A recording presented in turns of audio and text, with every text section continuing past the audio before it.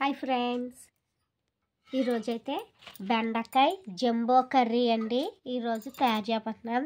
Jumbo అంటే పెద్ద process ఏం కాదండి, పేరు అంతే, ఆ కర్రీ పేరు.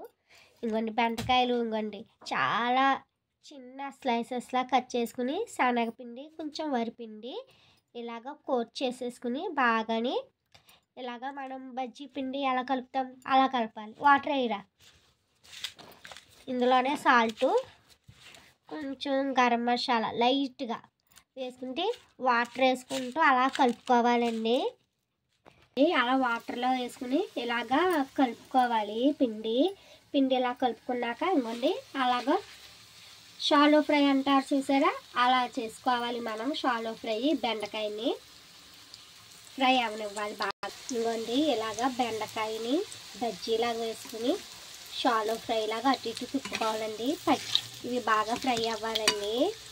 వెయిట్ చేద్దాం. ఇంకోండి ఈ షాలో ఫ్రై అయితే ఇలా చేసుకున్నాం. బెండి పకోడీ, జంబో బెండి పకోడీ.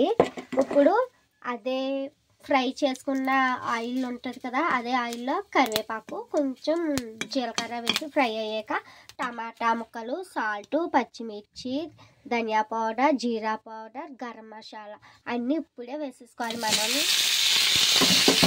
వేసేసుకుని బాగా ఫ్రై అవ్వాలండి. ఈ కర్రీ ఒకసారి మీ ఇంటికి ఎవరైనా గెస్ట్లు వచ్చినప్పుడు, గెట్ టుగెదర్ పార్టీస్ అయినప్పుడు, ఏ అకేషన్ అయినప్పుడు వండి పెట్టారంటే మళ్ళీ ఈ కర్రీకైనా అటు గెట్ టుగెదర్ పార్టీలు మీ ఇంట్లోనే జరగాలంటారండి గెస్ట్లో. అంత టేస్టీగా ఉంటుంది. బెండి జంబో కర్రీ అండి, ఇది చాలా బాగుంటుంది. ఇంకోండి ఇందులోనే వాటర్ బాగా ఫ్రై అయ్యాక వాటర్, కొంచెం కారం, పసుపు వేసుకుని బాగా కొంచెం గ్రేవీ పాట్ వచ్చేదాకా ఉడికించుకోవాలండి. మనం దీన్ని మొత్తాన్ని వేడి చేద్దాం. ఇప్పుడు ఇది గ్రేవీ అవుతూ ఉడుకుతూ ఉంటుంది. ఈలోగా మన ఛానల్లో ఒక టిప్ అండి. ఈ బెండకాయలు ఏదైతే ఉందో ఆ బెండకాయలులో జిగురు ఉంటుంది కదండి, కొంచెం లేత బెండకాయలు తీసుకుంటే జిగురు శాతం ఎక్కువ ఉంటుంది. ఆ జిగురుని మోకాలు పెయిన్స్, మోకాళ్ళ నొప్పులు, మోకాళ్ళ వాపులకి రాసుకుంటే అంట కొంచెం రిలీఫ్ వస్తుంది అంటండి. మోకాళ్ళ నొప్పులు పెయిన్స్ ఉన్నవాళ్ళు డెఫినెట్గా బెండకాయలు తింటామేనో లేదో బెండకాయని మన డైట్లో చేర్చుకుంటామో చేయండి. అలా చేస్తుంటే క్రమక్రమేణా కీళ్ళ నొప్పులు, కీళ్ళ వాతాలు తగ్గుతాయంట. సో డోంట్ మిస్ ఆల్, ఈ చిట్కా ఫాలో అయిపోండి.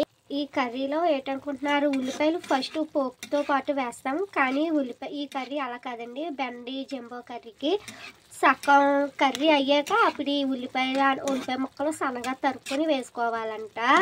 అదే ఈ కర్రీలో స్పెషాలిటీ. ఇంకోండి ఈ కర్రీ గ్రేవీ పాట్ అన్నది ఈ విధంగా రావాలి. ఇంకొంచెం ఒక 5 to 10 minutes ఉడకాలి. వెయిట్ చేద్దాం. ఇదిగోండి గ్రేవీ అయితే తయారైపోయింది చక్కగా. ఇప్పుడు ఈ జంబో బెండి షాలో ఫ్రైని వేసేసుకుని కలుపుకోవాలి. 1 నిమిషం కలుపుకుని స్టవ్ ఆఫ్ చేసేసుకోవాలి మనం. ఇంకోండి ఇలా కలుపుకున్నాం కదా, పైనుంచి అలాగా కొత్తిమీర, ఇలా కొంచెం కొత్తిమీర అయినా, కసూరి మేతి అయినా, పచ్చి కరివేపాకు అయినా మన ఇష్టం, గార్నిష్ మన ఇష్టం. కొంచెం రిచ్గా కనిపించాలి అంటే ఫ్రెష్ క్రీమ్ యాడ్ చేసుకోండి, చాలా బాగుంటుంది. Tata friends, don't for you subscribe. మా ఛానల్ని సబ్స్క్రైబ్ చేయండి. ఇలాంటి కొత్త వీడియోలు మీ ముందుకు తీసుకొస్తాను. Thanks for watching. Keep smiling. Bye.